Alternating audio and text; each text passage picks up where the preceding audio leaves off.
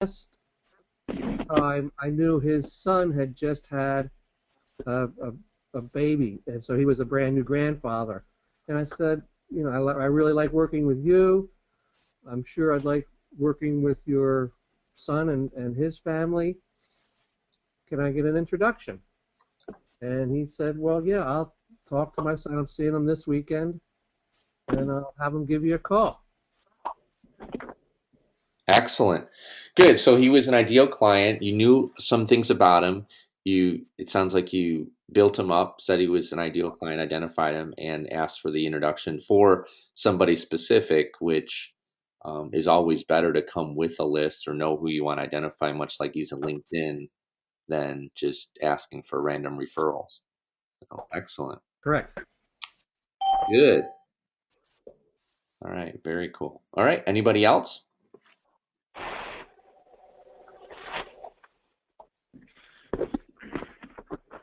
Any other favorable introduction conversations or identifying people to have favorable introduction conversations with?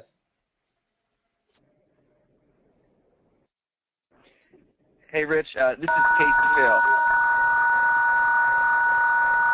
Uh-oh.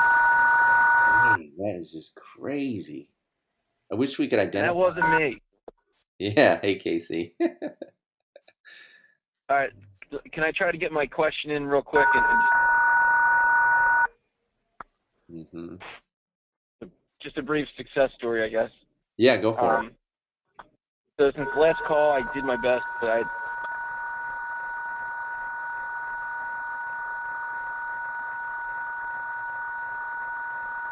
I can deal with it. Yeah, you know what? Let's just all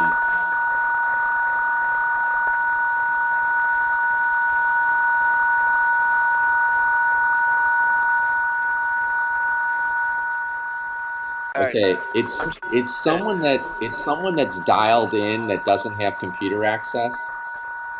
So every person that can't see the screen is not on a computer, hang up. So if it's someone that does not have computer access, that it's showing a phone caller, so I can't mute them.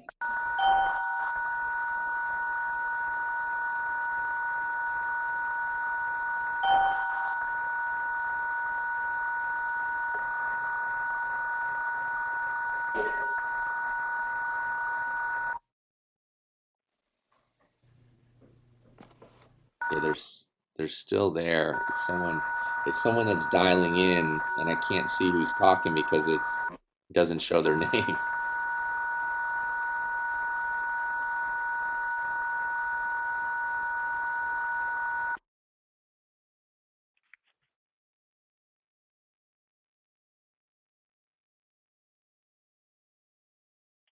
Session with you. What was it, over the summer or whatever, where we scored everybody based on demographics and psychographics.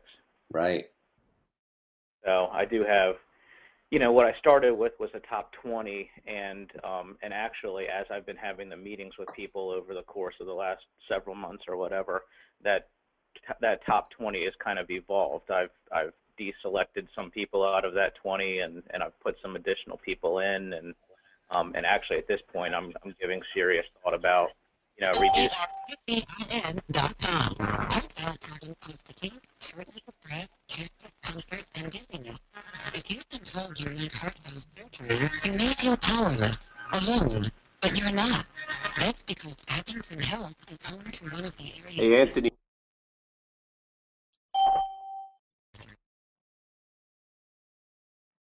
Okay, can Technology you guys? and minimally invasive methods such as TAVR are used to repair, replace, or transplant valves and rebuild healthy hearts. It says Anthony Valerian. Try to mute him. Heart surgery. Now with TAVR, physicians with Addington can insert an. Yeah, it was Anthony. Yeah, he's trouble. He is a troublemaker. All right, so I'm sorry about that. Go ahead, Eric. All right. So yeah, I mean, since then I've actually been giving some thought, very recently actually, about reducing that list of top 20 to maybe a top 12 or top 15, as I've been kind of learning, who really is, an ideal client, and who is just, maybe part of my top 20 but may not be an ideal client. if that makes sense. Yep. No, very good. And I So think that's a really good point because it's so common that we can get caught up in who is an ideal client and wanting to make it perfect and not taking action on this because we want it to be the perfect list. And I think just starting to use something and then redefining it over time is awesome. All right, so keep going. Yep. so basically the conversation that I would have with a client, do you want me to role play or do you just want me to Yeah, walk you yeah, through it? no, role play with Mike. That'd be great. Mike, you be the client. So you've identified him as an ideal client. And how would we know that Mike is an ideal client? So talk a little bit about demographic, psychographic, and why you would have identified Mike as an ideal client. How do you know that? Sure. So from a demographic perspective, I'm managing at least, at this point, at least 250, but closer to $500,000 for his household. And there's additional opportunity for managed money to come in. They're also somewhat of a, in my opinion, what I think would be a COI. And then from a psychographic standpoint, they're just somebody that I really kind of get along with, and I look forward to having a meeting with them. It always seems like it's an enjoyable meeting, and they take my advice without a lot of pushback. Don't ask too many questions, and I just kind of get the gut feeling that they truly value my advice and they trust me. So usually when I do make a recommendation, it's not an uphill battle. It's usually a foregone conclusion that they're going to go ahead and do what I recommend. Okay, excellent. All right, good. All right, so now how do you tee up the actual meeting with them? How do you set it up so that you're going to have a favorable introduction conversation with them? Yeah, actually, in the past couple of months here, most of these meetings have just been review meetings. I have had a couple where we've done, some social things. I've taken somebody out to golf. I've taken somebody out to dinner before. Actually, coincidentally, not to get off track, but one of my best clients, I took them out to dinner for the first time ever, and we had a really nice dinner, and everybody was laughing and joking and everything, and this was right before Christmas. And then I just got a notification about a week ago that they're ACATing all of their money out of their accounts, and they won't call me back. Hmm. And you were having a lot of relational currency conversations with them? Yeah, absolutely. It completely floored me, completely blindsided me. I would have never thought that they would have left, in a million years. And then I got a phone call from PNC Bank. Nonetheless, it wasn't even a really good advisor. I mean, the guy doesn't have a designation, so to speak, and talking about how to liquidate his brokerage account. No kidding. Wow, that's interesting. Well, and I think that, we can do all the right things, right? Things can happen like that, but our chances for success when we do the right things improve significantly than from not, right? Right. Oh So, yeah, I know. I recognize that was just a one-off. It's definitely an odd situation, but that did happen. Which, I'm sure it wasn't because I took them to dinner and we had a fun time that they decided to leave me. You didn't right. have a dinner at Delilah's Den or anything, did you? No, no.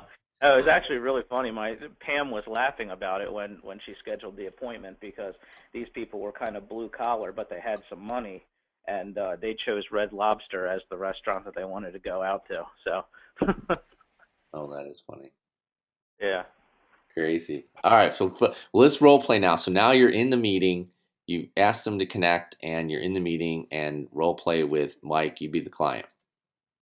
Okay. Ready? All right. Hi, Mike. How you doing today? Good, thank you. Good. Well, I'm glad to get together with you today. It's been pretty snowy here these last couple of weeks, but I'm glad we could carve some time out of our calendars here to get together. Wanted to go over your accounts with you today, but I also have a couple things I wanted to mention to you. So before we get started, is there anything you wanted to make sure that we covered in our meeting today? I want to make sure the accounts are growing. Okay, great. So we'll go over all of that. One of the things that I wanted to make sure that I mentioned to you today was just kind of give you an update on how my business is growing. If you remember last, I have a really bad echo, guys. Yeah, I'm gonna mute the other peeps here and see if that helps. Is that any better? No, let's see, that's worse. How about that? Is that better? Let me try that now. No, same thing. How about that? All right, let me try it. Oh yeah, the echo's coming from Mike's line. So I'll unmute Mike when he has to talk. So go ahead. Okay. So if you remember the last time we got together, I told you that I was restructuring my firm and my practice, and I was really excited about it. That I mentioned that when I was coming up in the business over the last 10 years or so, I accumulated a client base of somewhere in the neighborhood of 1,200 individual households, and as I was restructuring my business, I realized that the way that I wanted to go forward was that I realized that there was no way that I could have meaningful relationships and meaningful planning relationships with 1,200 households. It's just impossible. So what I did was I spent a lot of time going through my clients and figuring out, what is the maximum amount of households that I can effectively serve, in a meaningful way. And I also spent a lot of time going through and figuring out who are the relationships that I really want to deepen and keep, and ultimately who out of those 1,200 do I want to continue working with for the rest of my career, and who would ultimately possibly be overserved by working with somebody like myself and could get the same amount of benefit from working with somebody who may have less experience in the business.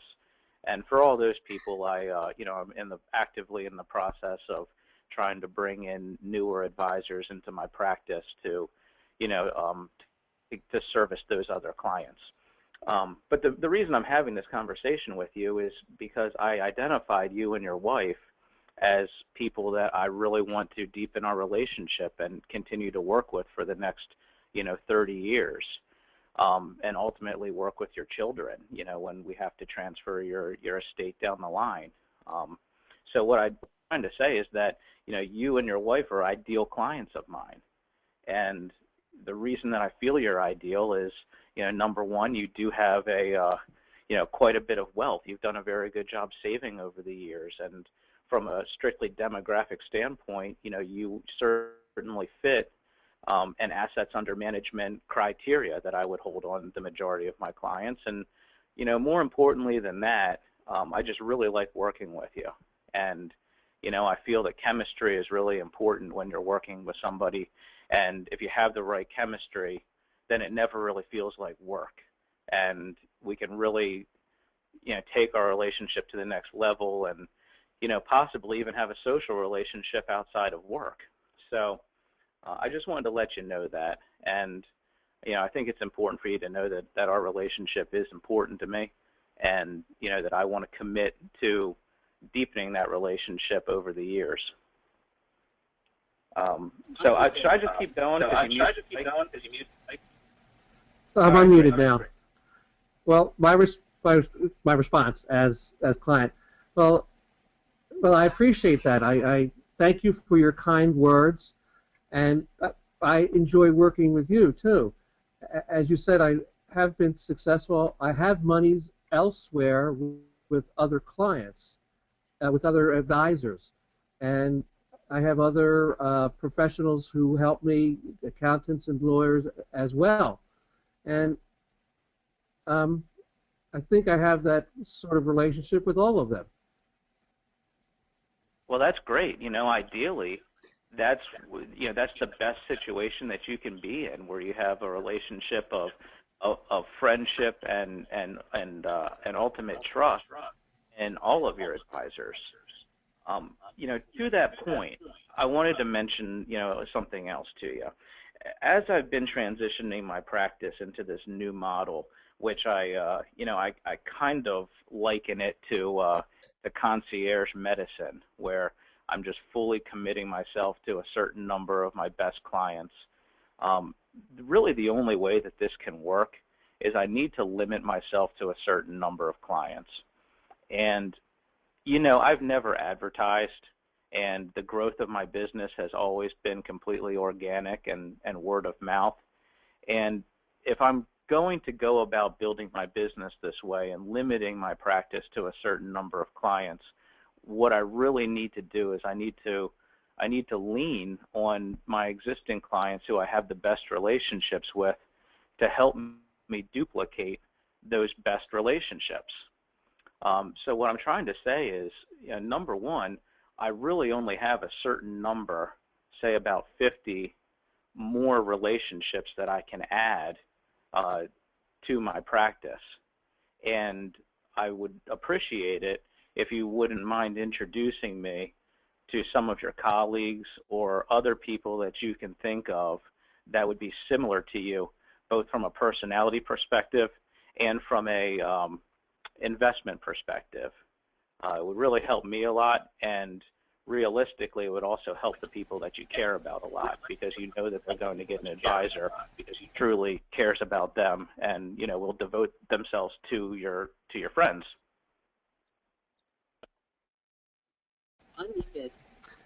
Well, again, thank you. I appreciate your position, and as I said before, I have other advisors who manage money for me, and in my situation, amongst my friends, when we speak at the club and we're having a drink, we've always talked about having people call us for business.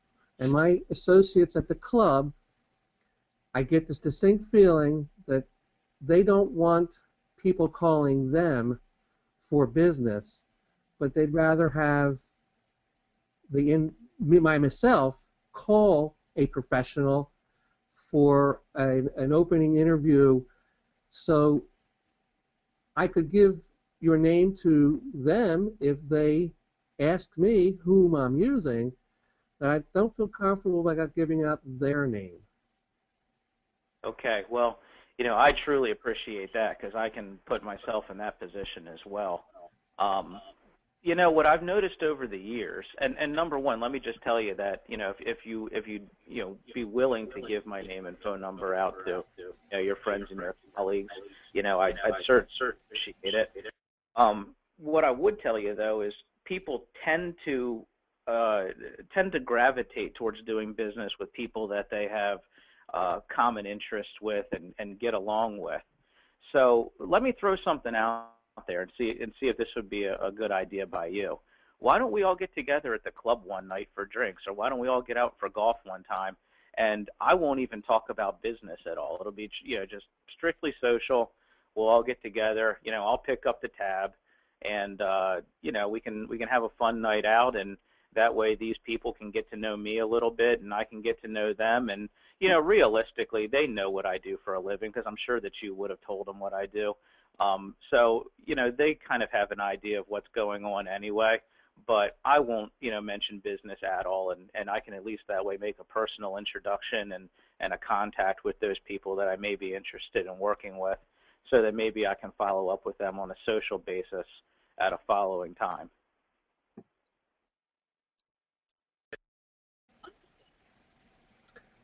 Yeah, we could play golf. That's fine. And thank you for picking up the tab. Oh, yeah, absolutely. Well, I'm happy to do it. My branch managers are very kind people and generous, and they'll reimburse me for all that stuff.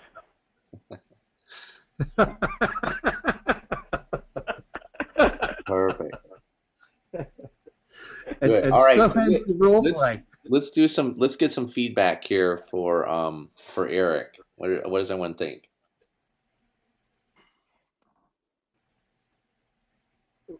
So, Well, I had a feeling he was landed on a little thick. Okay. Okay. Yeah, I think that you did really well, and that you know the content well, and you got the concept down. I think that you're probably putting more out there than you need to around it, so we can simplify it a little bit more and make it easier. Tim, what do you think? yeah, I think Hold on, let me unmute myself. Okay, so here's my thoughts. I think it's very articulate and it comes across professional. But my feeling is you're overthinking it a little bit. And Casey Fell and I had this discussion last night, and I fell into the same trap until Rich and I had a conversation, some time ago that I was overthinking it. So here's my feeling. If, saying deep in relationship is, might be heavy. My feeling is if you just said, I really appreciate our business relationship. We worked together over the last 10 years. And, I took a step back, looked at my practice, and identified you as what I would consider an ideal client. And here's why. Number one, you're successful. Two, you found value in my advice and have referred me to people. And third, and probably most importantly, is I enjoy the time we spend together, and it's always, I always look forward to seeing you. So I did want to just ask you, as I grow my business, just to get feedback. What do you like about working with our firm, Eric?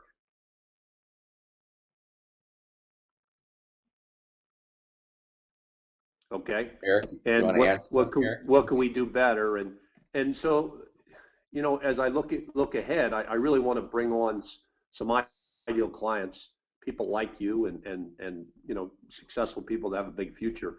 Thought we could spend a few minutes just brainstorming a little bit on people that might share some of the same attributes or problems that you have. Can you think of anybody off the top of your head? And let's assume you couldn't. I have a person on my staff who helped me out to prepare for this meeting. And, we looked at our LinkedIn contacts, and there are a handful of people that are CEOs and business owners that you're connected with. And I was thinking I would reach out to them. If I mentioned that we've done some work together and that, we've been, you've been a client of mine, is that all right if I mentioned that we've been working together? Eric, are you there? Rich, can you hear me? Yeah, I can hear you. Eric, are you there? Hey, sorry, that dropped my my call completely. Tim, I missed just about everything you had to say. I'm sorry. Sweet. The last I heard from you was when you were talking to the client and you said I enjoy spending time with you or something along those lines. Yeah, so the bottom line is I kind of break it down to three simple points. Number one is that the reason I consider you to be an ideal client. Number one, because you're successful. Two, that you've found some value in my advice and referred me to others. And three, I enjoyed, the time we spend together, and I look forward to getting together with you. Period. And then I go, what I like to do as I move ahead is just get some feedback on what you like working with us. And then he'd talk. And then what can we do better? Great. Okay. Let me take a moment to just brainstorm with you for a moment on. I'd like to bring on a few ideal clients this year, and maybe you could. I think you'd be in the best position to help me there. Who do you know that's might share some of the same attributes or problems that you have? And then shut up, and then present a list from LinkedIn. Like I have an intern who's fantastic. She just puts together a list of, in my case, recruits, or it could be clients. But basically, she does searches for CEOs, business owners, CFOs, successful people. And so I'd say here are 5 people that we're mutually connected with through LinkedIn, and I'd like to reach out to them. When I do you mind if I mention that we've had the pleasure of working together for the last 10 years? And okay. That is exactly how I did it. Thanks to Rich, he kind of coached me. I was really overthinking it, and and it led to a very, very successful conclusion, and it's continued to work. I mean, I did it with a friend of mine. He knows a lot of people, but he's not like super wealthy. He makes good money. He doesn't have a ton of business with me because he's kind of accumulating. And he referred me to 3 people. That one is a former CEO of a major investment banking house and lives in the largest house I've ever seen. And I've seen some big homes. It's a castle. Now, I haven't got in front of them. It may not lead to anything, but if I didn't have that simple conversation I just had with you, I'm 100% sure I wouldn't get even a chance to talk to that guy. Okay. Yeah, so why don't we do it again now, Eric? If you could simplify what you said and keep it just concise and to the point, and let's role play it with why don't I be the client and Tim, why don't you chime in as the coach slash the gong show? If you hear it going too long or something that's off, just interrupt it in that moment with a buzz. Uh, just man, you can just buzz us, and then we'll start over. So Eric, you Got be it. the advisor, and Tim, you be the coach slash buzz show host, and I'll be the client. All right, so go for it, Eric. Okay. Um, so let me start this. So Rich, thanks for getting together with me today. Hope you're doing well. Wanted to have a quick conversation with you. I do consider you to be one of my ideal clients. Main reasons being that, number one, you're a successful type of person. You've worked really hard to get that success, and it's a testament to you that you become so successful.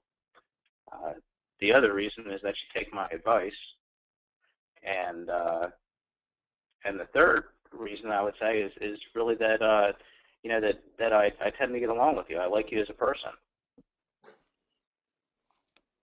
Okay. Rich, Yeah. are you No, I okay? appreciate All right. that. No, I feel mutual. I thank you for sharing. Okay, great.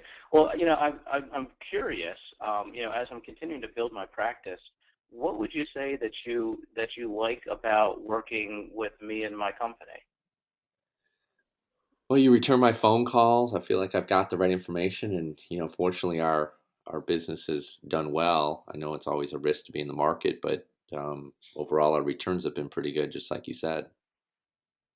Okay, yeah. Well, we've taken quite a few steps to make sure that we put together, well diversified and protected portfolio for you.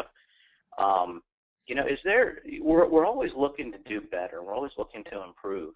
Is there anything that you can think of that would be helpful for me to know in ways that we might be able to do better or serve you better? Yeah, if I could stop getting so much mail from you guys just it seem like I'm always getting statements all the time. Well, I'll tell you that a lot of that stuff is legal, regulatory, and there's really not a lot we can do about that. And but what I can do is the next time we get together in front of a computer, I can help you set up your account online, and we can sign you up for electronic delivery of just about everything that we can, and that will help reduce the mail flow to the greatest extent we possibly can. Would that be helpful? Oh yeah, that'd be great. Thanks. Yeah, for sure. Okay, great. Well, we can do that. I wanted to mention to you this year, I'd like to add a couple more ideal clients. And when I say ideal clients, I mean people that are similar to you. People that are successful and easy to get along with. I have a LinkedIn contact page here of some people that you and I are mutually linked into, and I was hoping that with your permission, I might be able to call on some of these people and introduce myself as your advisor, who's been working with you for the last 10 years or so. Would that be okay with you? Yeah, sure. In fact, who do you have on the list? Maybe I can look at those and see, give you some ideas there. Okay. Well, we've got John Smith here over at Pfizer. I don't know how you're connected to him. Maybe you can clarify that a little bit. Yeah. No, John and I were high school friends, and our families get together quite a bit. And yeah, he's a great guy. I think you guys would do some good work together. Okay, that'd be great. Instead of me just giving him a call, if he's in the area, would you guys like to go out together one day after work and grab a beer, or maybe we can get dinner together sometime? Yeah, actually, we could. Yeah, that'd be fine. Okay, well, why don't we set that up? I'll get in touch with you with a couple of dates and times that might work out well, and then you can call John and we'll set something up. Yeah, sounds good. All right, great. Well, thanks, Rich. Sure. Wow, that was excellent. Yeah, I much, I wouldn't much change. better, I Eric. wouldn't. Oh my gosh. Night and day. I wouldn't change a thing. Yeah. That was pretty good. Oh my It was God. excellent. Way better than last time. Yeah, Great. you nailed it. Yeah. Great. Well, I took notes on all of that, so I have a pretty good outline of what I should do going forward. So yeah, that was very helpful, guys. Thanks for your criticism. Did it feel like it flowed better for you? Could you feel the difference? Yeah, it felt like it flowed better for me. I think, kind of like evaluating myself. I think that what I've been doing in the past is, I think I am so focused and so, I guess proud is a good word, of what I've been doing with restructuring my business and going forward, that I'm spending too much time telling my clients about it, and they probably really don't care. So, I think that this is, much more to the point and shorter. Yeah. Yeah, great review of yourself there. I would agree. I think we can get kind of caught up in, you're so proud of what you're doing and um and shortening it, tightening it up and making it more about them. It's really about serving them and serving people they know and kind of taking it away from self. So that was awesome. Much, much, much better. Very cool. Great, thank you. Yep, good. All right, Casey, I think you said you had an example of a success story. I'm going to unmute you there. Are you there, Casey? I am. I'm Hey, here. Rich, Can you hear me? Yep. Hey, Rich, I'm sorry. Before we move on, just real quick. Sorry, Casey. Can I ask one quick question? Go for it. Yeah. If I've gone through LinkedIn, and some of my clients aren't on LinkedIn. What would you suggest if you don't have a LinkedIn contact page, or you don't have any way to suggest somebody to get introduced to? Do you have any strategies for that? Yes, use memory joggers. So if Okay. you a couple things there. One is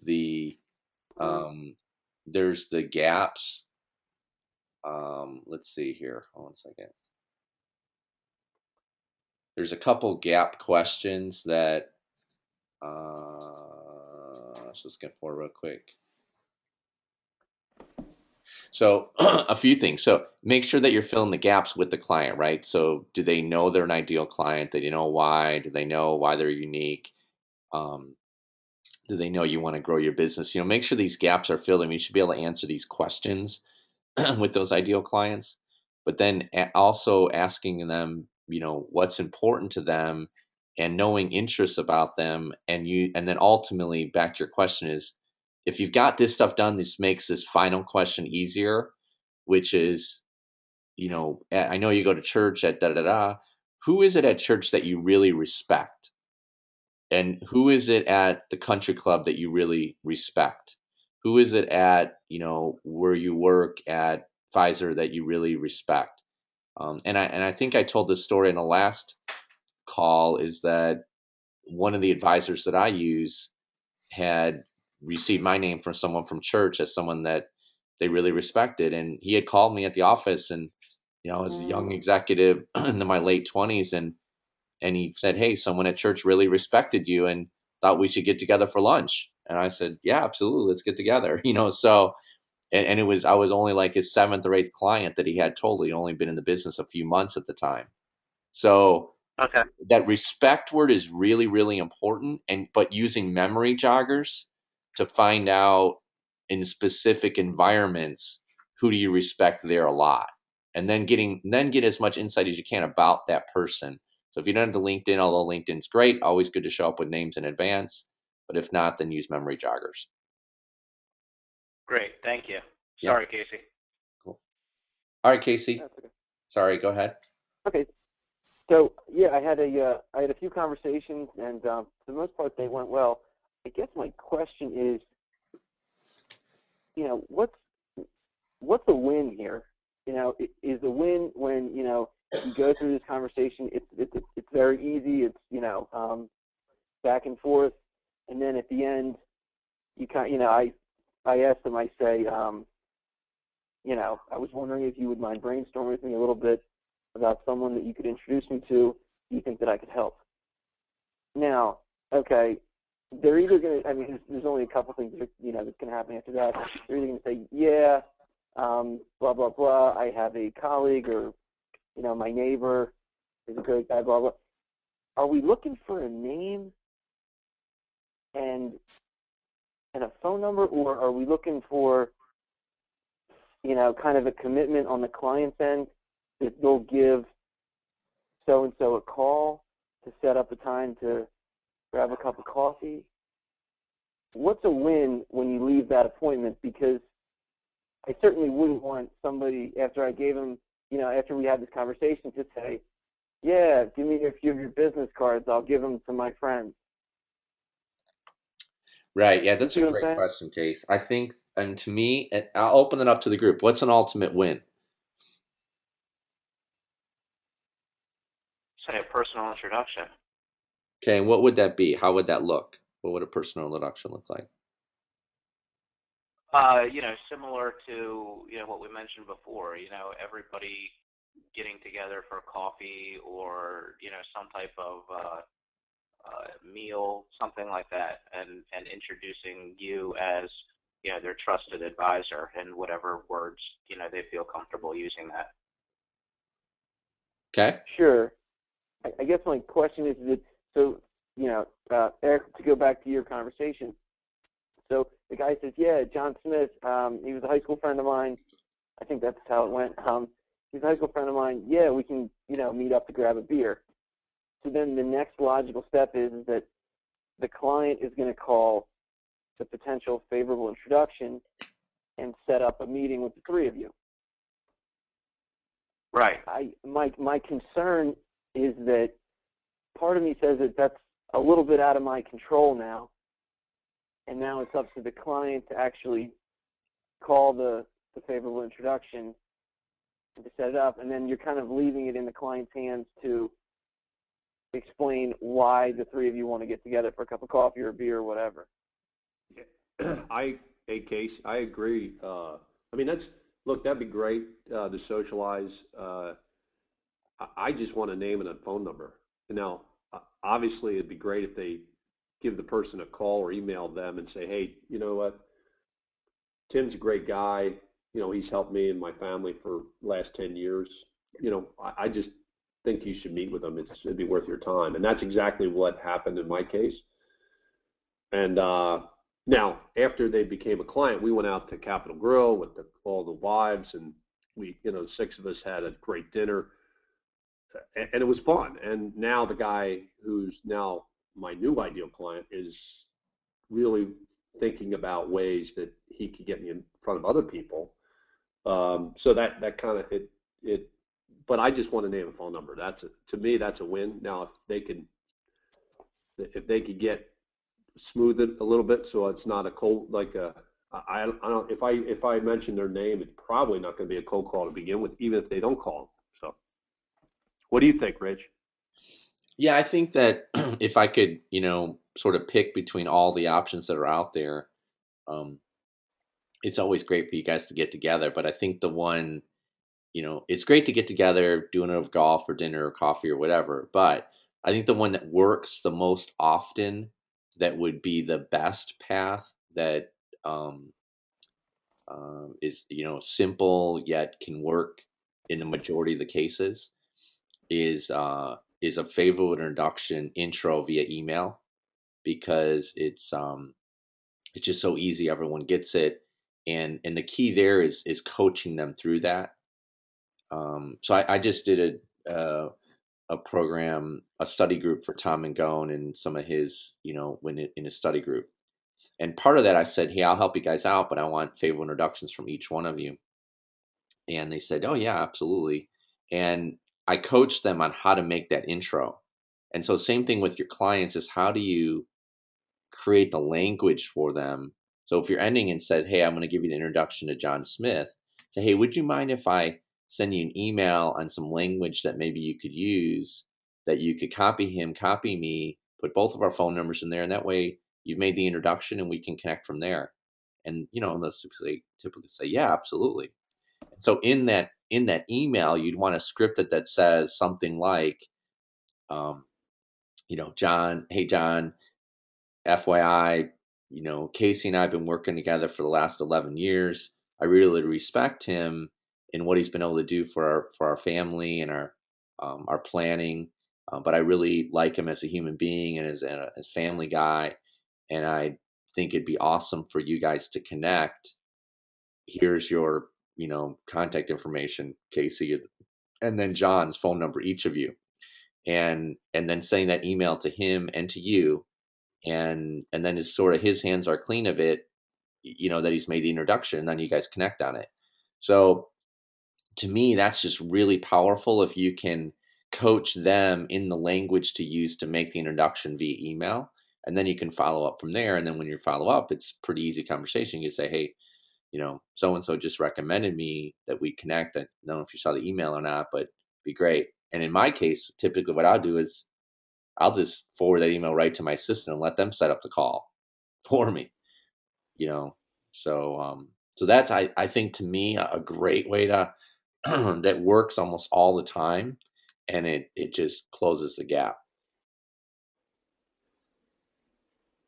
Thoughts, comments? Yeah, I think that's a great idea. I've read about that somewhere and I forgot about it. Yeah, the big thing there is To a certain closing the loop and coaching them on it. That typically people will do it, but you got to coach them. They don't know how to do it. So go ahead, Casey. What was that? I was just saying, I'm thinking that to a certain degree, I mean, even if they are reluctant to give you, or they say that they can't think of anybody, I understand, we have to jog their memory a little bit. But I guess, I mean, would you say that kind of laying the foundation that you are looking for, that they are an ideal client and you are looking for other clients who are like them? I guess I don't know what I'm asking, but I'm just hoping that maybe in the future, you're laying the groundwork, even if they don't refer you or introduce you to somebody right away. Do you find that going forward, the conversations can be easier? Like the next time you meet them, whether it's in 6 months or a year, Yeah, I they mean, may be more likely to. yeah, it's so much really though about it's like, going to the favorable introduction conversation. It's such an easy conversation when you've built relational currency, right? I mean, so if you're feeling like that conversation is difficult or it's not going to move forward, it's probably because the relational currency is not built up to the level that it could be or should be prior to that. And then it really comes down to identifying those ideal clients and put the marketing service grids in place to make sure you're spending time with them in a good way, and that they really are an ideal client, that you're not trying to fit a square hole, a square peg into a round hole, right? Because if you really have relational currency with them, then the conversation is, I mean, you're just having a conversation with a friend. It's really an easy conversation. Sure, sure. I think, I mean, in my own personal examples or with Tim, is that, like we're starting to work with the Dallas office, Chris Noonan and them, and they're really good. Chris is really good friends with Tim, and we're also working with Paul Reed out of Boston, really good friends with Tim, and David's introduced us some others. I mean, that conversation is a really easy conversation for us to have because of the relationships that's there. But it fits in so many ways. I mean, there's so many other parts of the relationship that happen because we're so tight, and it's that same thing. And the conversations Tim's had with some of these people that he's gotten favorable introductions from, it's an easy conversation because he's so, there's so much relational currency there. And I think that's a big danger with a lot of advisors, because you're only focused on business.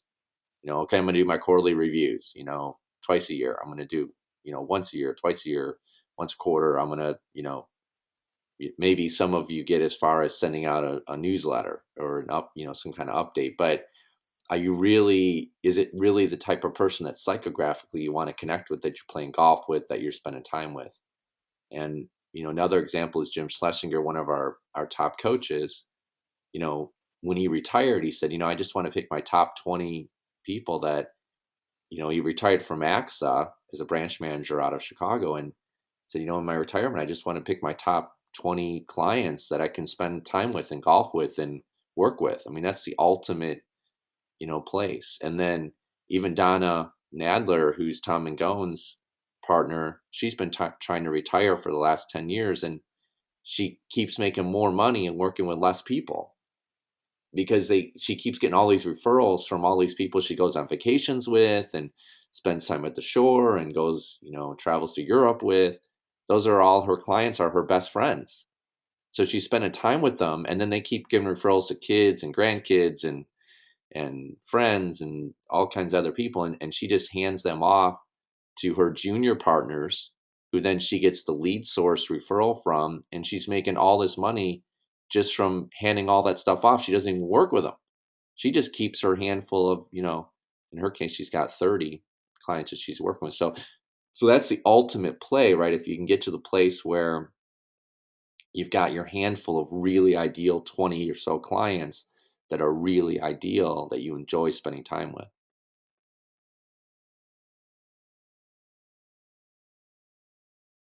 All right. Any closing thoughts, comments, feedback?